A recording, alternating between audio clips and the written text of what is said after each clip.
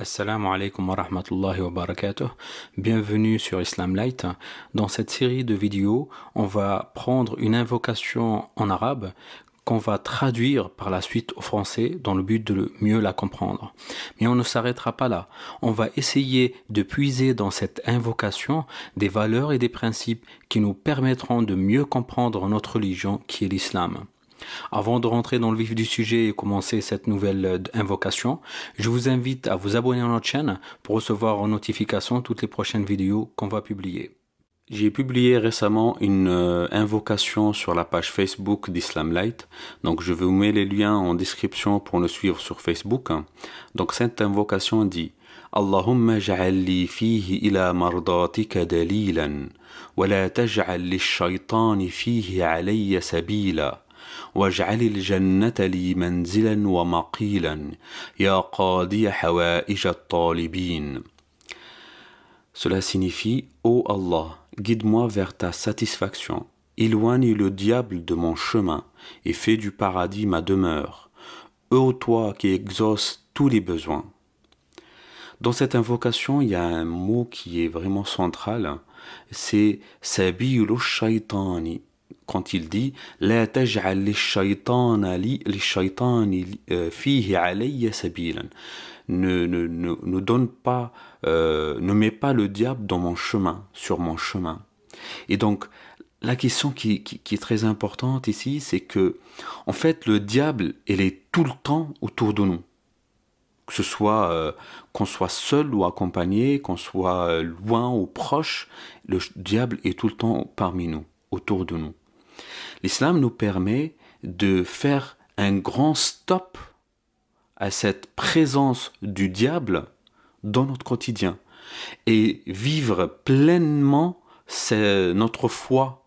Donc en fait, c'est faire en sorte, l'islam nous permet d'avoir la possibilité de faire en sorte de pousser le diable hors de notre chemin et vivre sa foi pleinement. Nous, ce qu'on va essayer de voir ici, dans cette vidéo, ce ne sera pas tous les moyens qui nous permettent d'éloigner le diable de notre vie. Non, ce serait très très lent. Il y a beaucoup de choses à faire, il y a beaucoup d'éléments à connaître et c'est très compliqué. Mais ce qu'on va voir, on va prendre uniquement les 5 moyens les plus simples, qu'on applique au quotidien, qui nous permettront d'éloigner le diable de notre chemin. Le premier moyen, c'est ce qu'on appelle en arabe al-isti'adatu.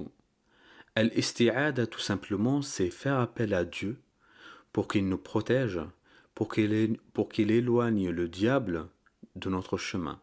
C'est une phrase très simple qui devrait être pour nous vraiment notre phrase favorite au quotidien. C'est ce qu'on doit dire tout le temps, pratiquement.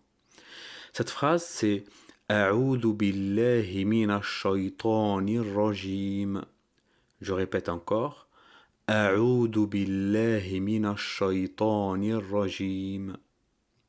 On a un verset du Coran, c'est Surat Fussilat, c'est la Surah 41 dans son verset 36, où Dieu subhanahu wa ta'ala nous dit: Wa innama yanzaghannaka minash shaytani nazghun fasta'id billahi innahu huwa as-sami'ul alim. Cela signifie: et si jamais le diable t'incite, alors cherche refuge auprès d'Allah. C'est lui vraiment l'audient, l'omniscient. Tout est dit dans ce verset. Donc, dans ce verset, Dieu nous dit: si jamais vous sentez que le diable vous embête, faites appel à moi. Donc, ça ne peut pas être plus résumé que ça. Tout simplement. Il faut vous rappeler de ça, il faudra vous appliquer à le dire le plus souvent possible, c'est de dire A'udhu billahi minash shaytanir rajim. Le deuxième moyen, c'est ce qu'on appelle en arabe qira'at al-mu'awwidatayn. Al-mu'awwidatayn, en fait, ce sont les 2 dernières sourates du Coran. Donc c'est Surat al-Falaq, c'est la surah numéro 113, et Surat al-Nas, c'est la surah numéro 114. Surat al-Falaq dit Bismillahir Rahmanir Rahim Qul a'udhu bi rabbil falaq min sharri ma khalaq wa min sharri ghasiqin idha waqab ومن شر النفاثات في العقد ومن شر حاسد إذا حسد. Donc, cette première sourate, elle traite surtout du sujet de la sorcellerie, de la magie noire et ainsi de suite. La deuxième sourate, sourate An-Nas, donc c'est la sourate 114. Bismillahir-Rahmanir-Rahim. Qul a'udhu bi rabbin nas, malikin nas, ilahin nas, min sharril waswasil khannas, alladhi yuwaswisu fi sudurin nas, min al-jinnati wan nas. Et cette sourate, en fait, elle traite précisément du diable, les incitations du diable. Donc ces deux sourates sont très importantes. Il faut vraiment les dire au quotidien, le matin et le soir, pour se protéger contre le diable. Le troisième moyen, c'est Qira'at Ayat al-Kursi. Ayat al-Kursi, c'est le verset 255 de Surat al-Baqarah, de la surah numéro 2. Tout ce que je pourrais vous dire sur cette ayah ne sera même pas suffisant en fait. Cette ayah, on l'utilise pratiquement au quotidien. On a l'isti'ada, donc qu'on a vu tout à l'heure, et on a Ayat al-Kursi, et on a Surat al-Falaq et Surat al-Nas. C'est vraiment la combinaison des trois qui est prodigieuse.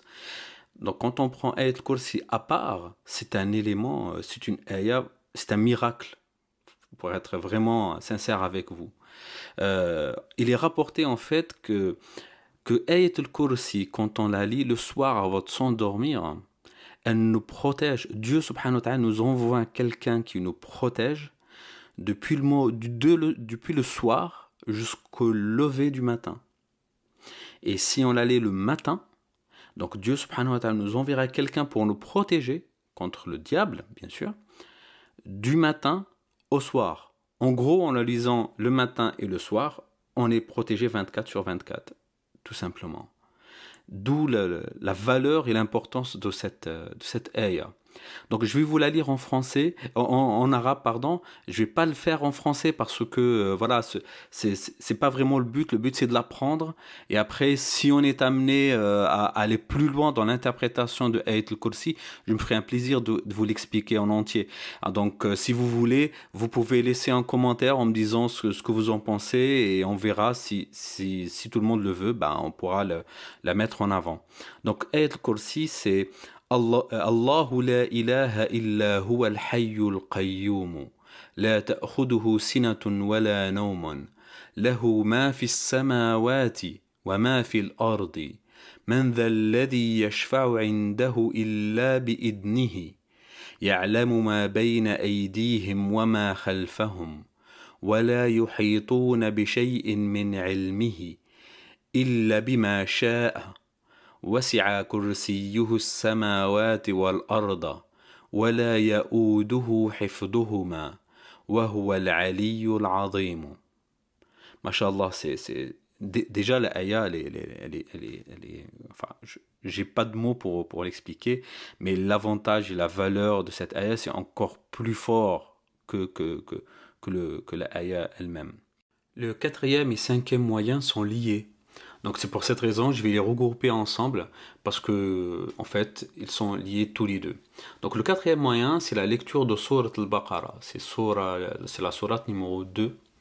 Donc la maison dans laquelle on lit Surat al-Baqarah, le diable n'y entre jamais.